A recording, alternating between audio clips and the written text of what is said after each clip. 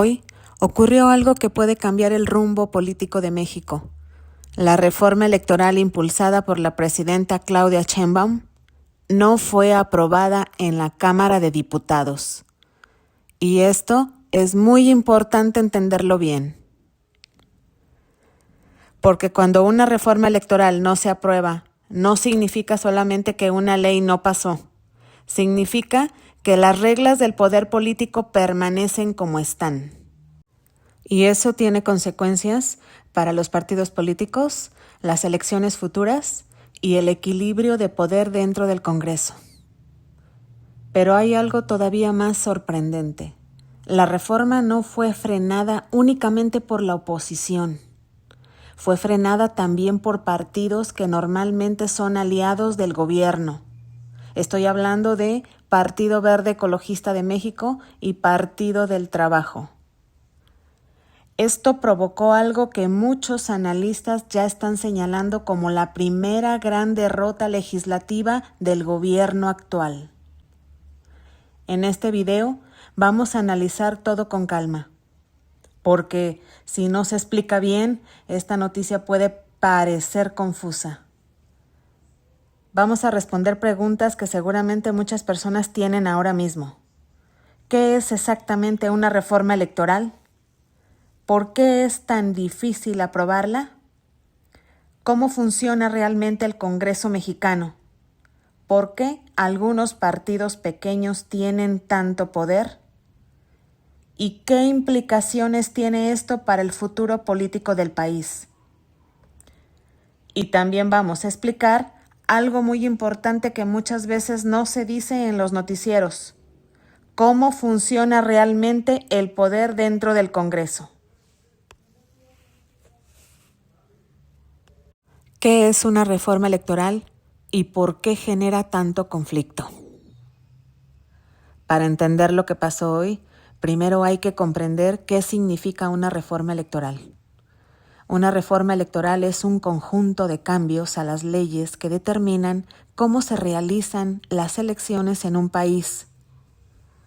Puede incluir cambios en temas, cómo se registran los partidos políticos, cómo se financian las campañas, cómo se cuentan los votos y cómo se reparten los cargos políticos.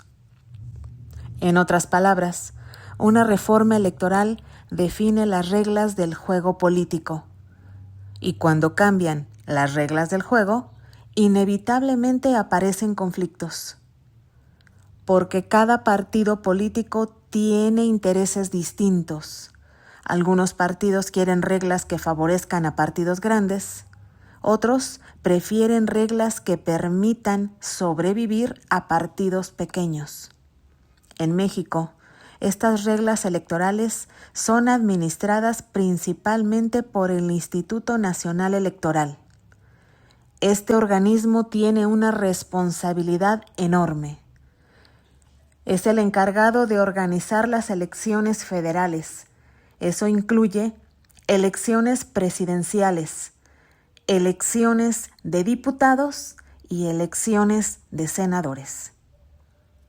Además, administra el padrón electoral, supervisa las campañas y cuenta los votos. Por eso, cualquier reforma electoral que toque este sistema siempre genera debate político intenso, porque en el fondo lo que se discute es quién tendrá más poder en el futuro político del país. ¿Cómo funciona realmente el Congreso mexicano? Para comprender por qué la reforma no se aprobó, debemos entender primero cómo funciona el Congreso mexicano. El órgano encargado de hacer las leyes en México se llama oficialmente Congreso de la Unión. Este Congreso está formado por 2 cámaras. Esto se llama sistema bicameral. Las 2 cámaras son la Cámara de Diputados y el Senado de la República. Cada una tiene funciones diferentes, aunque ambas participan en la elaboración de leyes. Cámara de Diputados. La Cámara de Diputados tiene actualmente 500 legisladores. Estos diputados representan a la población del país, pero lo interesante es que no todos se eligen de la misma forma. En México existe un sistema mixto. Esto significa que algunos diputados se eligen por votación directa en distritos y otros se asignan mediante representación proporcional. Diputados de mayoría relativa. 300 diputados se eligen mediante un sistema llamado mayoría relativa. El país se divide en 300 distritos electorales. Cada distrito tiene aproximadamente la misma cantidad de población. En cada distrito compiten candidatos de diferentes partidos políticos. Los ciudadanos votan por su candidato preferido y gana el candidato que obtenga más votos en ese distrito. Este sistema es muy parecido al que utilizan muchos países para elegir representantes locales. Diputados de representación proporcional. Los otros 200 diputados se asignan mediante un sistema llamado representación proporcional. Este sistema busca algo muy importante: evitar que un partido que gane muchos distritos tenga todo el poder. En este modelo, los partidos reciben diputaciones según el porcentaje de votos que obtuvieron a nivel nacional. Por ejemplo, si un partido obtiene 20% de los votos nacionales, puede recibir aproximadamente el 20% de las diputaciones proporcionales. Esto permite que partidos más pequeños también tengan representación en el Congreso. El Senado. La segunda cámara es el Senado de la República. Actualmente está integrado por 128 senadores. Estos senadores representan a los estados de la Federación. Cada estado elige 2 senadores para el partido que obtiene más votos, 1 para el partido que queda en segundo lugar. Y además, existen 32 senadores de representación proporcional. Esto permite equilibrar la representación política en el Senado. Antes de continuar con la explicación de la votación y lo que ocurrió dentro del Congreso, quiero agradecer a todos los que están apoyando este canal. Suscribirse, dejar un like o compartir este tipo de análisis realmente ayuda a que podamos seguir haciendo contenido más profundo sobre política, economía y decisiones que afectan al país. Si este análisis te está pareciendo interesante, puedes apoyar el canal de esta manera. Y ahora sí, sigamos con lo que pasó en la votación que terminó frenando esta reforma. ¿Por qué las reformas constitucionales requieren tantos votos? Uno de los puntos clave para entender lo que ocurrió hoy es el concepto de mayoría calificada. Cuando el Congreso quiere cambiar una ley normal, basta con que haya más votos a favor que en contra. Pero cuando se requiere modificar la Constitución, las reglas son diferentes. En ese caso, se necesita una mayoría mucho más grande.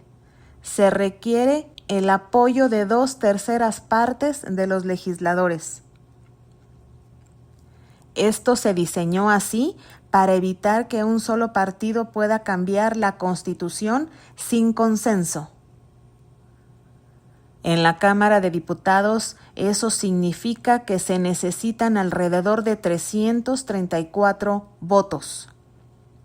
Si no se alcanza esa cifra, la reforma constitucional simplemente no se aprueba.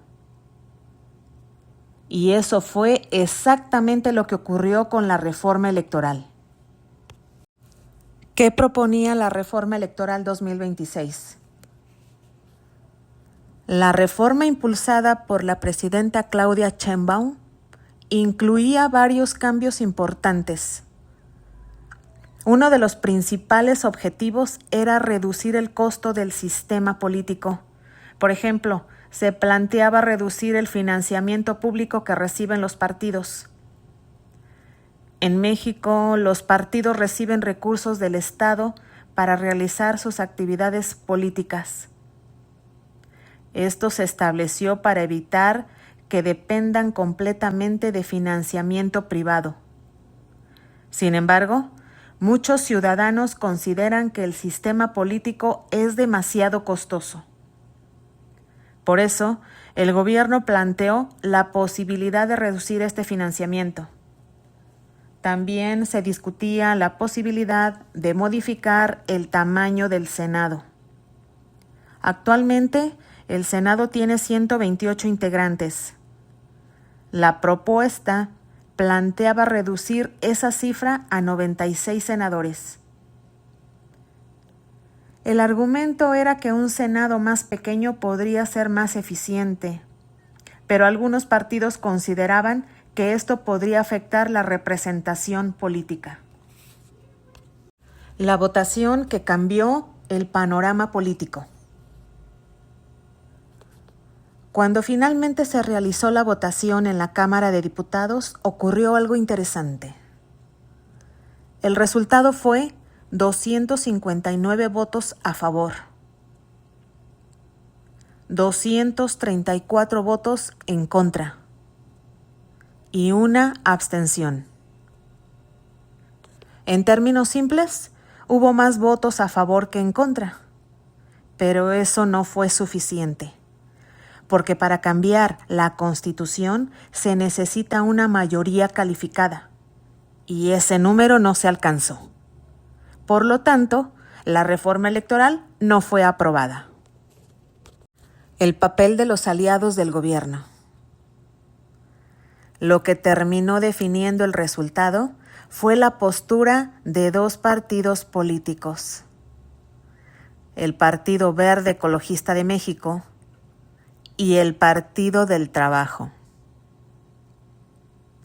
Estos partidos han sido aliados importantes del movimiento político iniciado por Andrés Manuel López Obrador. Durante varios años han votado junto con Morena en la mayoría de las reformas importantes. Pero en esta ocasión decidieron no apoyar la reforma electoral. Y eso fue suficiente para impedir que se alcanzara la mayoría calificada. La reforma electoral de 2026 no fue aprobada. Pero si algo nos deja claro lo que ocurrió hoy en la Cámara de Diputados, es que la política mexicana es mucho más compleja de lo que muchas veces parece en los titulares. Porque cuando observamos con atención lo que pasó en esta votación, parece una realidad que pocas veces se explica con detalle. El poder político en México no depende únicamente del tamaño de los partidos. Muchas veces depende de algo mucho más importante: las alianzas. Y cuando ningún partido tiene por sí solo los votos suficientes para cambiar la Constitución, el verdadero poder comienza a aparecer en los espacios donde se negocian esas alianzas. Eso significa que partidos que aparentemente son pequeños, como el Partido Verde Ecologista de México o el Partido del Trabajo, pueden terminar teniendo un papel decisivo en votaciones que cambian el rumbo político del país. Eso fue exactamente lo que vimos hoy. Una votación donde el proyecto impulsado por la presidenta Claudia Sheinbaum no logró reunir los votos suficientes para modificar la Constitución dentro del Congreso de la Unión.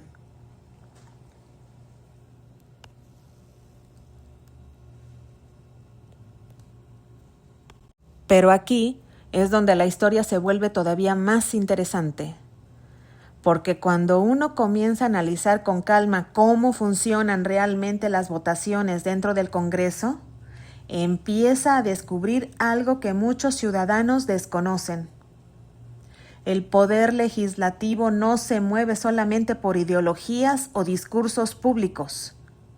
Se mueve también por acuerdos políticos, negociaciones internas, estrategias electorales y cálculos de futuro. Y muchas de esas decisiones no se toman frente a las cámaras.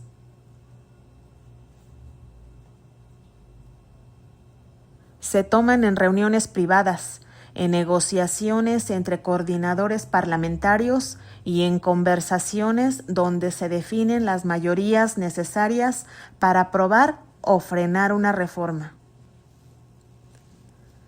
Por eso, lo que ocurrió hoy en la reforma electoral puede ser solamente la primera señal de movimientos políticos más grandes dentro del Congreso. Movimientos que podrían influir en reformas futuras. Movimientos que podrían redefinir las alianzas. Y movimientos que incluso podrían tener impacto en el escenario político rumbo a las próximas elecciones nacionales. Por eso, en el próximo análisis vamos a abrir una pregunta fundamental que ayuda a entender muchas decisiones que ocurren dentro de la política mexicana. Una pregunta que parece simple, pero que en realidad revela una de las dinámicas más importantes del poder legislativo. ¿Por qué partidos que no son los más grandes del país pueden terminar teniendo un peso decisivo en reformas constitucionales? ¿Cómo se construyen realmente las mayorías en el Congreso? ¿Y qué ocurre detrás de las negociaciones políticas que determinan si una reforma se aprueba o se queda en el camino? Cuando uno empieza a entender cómo funcionan esas dinámicas, muchas votaciones que parecen inesperadas comienzan a tener sentido. Y muchas decisiones políticas que en apariencia parecen contradictorias revelan en realidad la lógica estratégica que existe dentro del Congreso. Así que en el siguiente análisis vamos a entrar mucho más a fondo en cómo funcionan esas dinámicas. Si te interesan este tipo de análisis donde explicamos con calma lo que ocurre dentro del Congreso y en la política del país, puedes suscribirte al canal. Aquí vamos a seguir analizando las decisiones más importantes que están marcando el rumbo político y económico de México y del mundo. Y en el próximo video vamos a profundizar en algo que muy pocas veces se explica con claridad. ¿Por qué los partidos pequeños pueden terminar teniendo tanto poder dentro del Congreso? Así que si quieres entender mejor cómo se toman realmente esas decisiones políticas, te invito a acompañarnos en los siguientes análisis.